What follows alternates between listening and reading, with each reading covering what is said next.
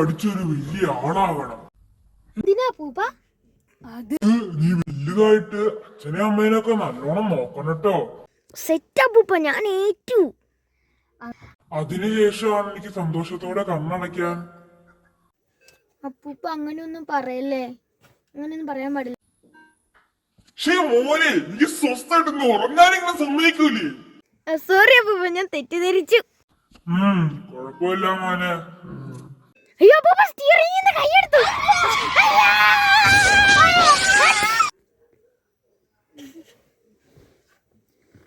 അപ്പൂപ്പ അപ്പൂപ്പ അപ്പൂപ്പ അപ്പൂപ്പ അപ്പൂപ്പ എന്താ പൂപ്പ പറ്റി? അയ്യോ എന്താ പൂപ്പ? മക്കളെ, എന്താ പൂപ്പ? അച്ഛനും അമ്മേനെ നോക്കണ കൂട്ടത്തില് എന്നെ കൂടി നോക്കണ മക്കളെ.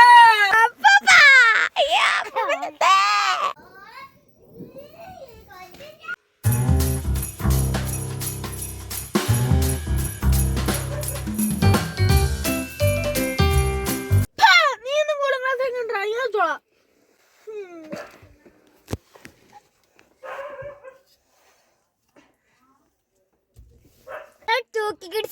കണ്ണാടിയാണ് ഹൈലൈറ്റ്.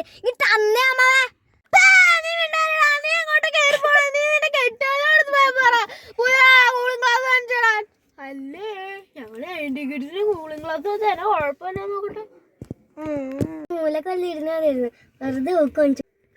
മോനെ നമുക്കെല്ലാം കഴിക്കണ്ടേ? ഇനി ഉണ്ട് 15 കിലോമീറ്റർ.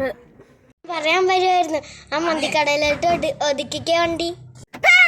പട്ടി കടയിൽ ഞാൻ നല്ല ഓറഞ്ചൊക്കെ കൊണ്ടുവന്നേണ്ട്, ഇതങ്ങ് കഴിച്ചാ മതി. ഞാനിതാ മോള്. അപ്പൂപ്പന്റെ അവസ്ഥ എന്നായിരിക്കും? ഇത്രയും കാലം എന്റെ അപ്പൂപ്പയുടെ കൂടെ ഞാൻ ജീവിച്ചില്ലേ. പക്ഷെ കഷ്ടകാലം. ചേട്ടൻ അവിടെ വണ്ടിയിൽ അടിച്ചളിച്ച് സുഖിക്കുമായിരിക്കും. ഇവിടെ ആരും നിൽക്കണു. പൈസ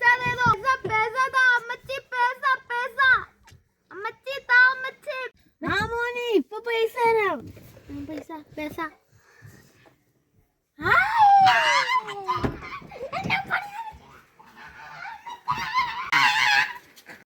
ഫ്രീ ആയിട്ട് ക്ലാസ് കഴി കിട്ടി.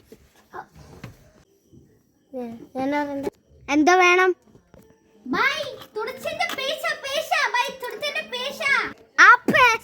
ഇന്നാ പിടിച്ചോ.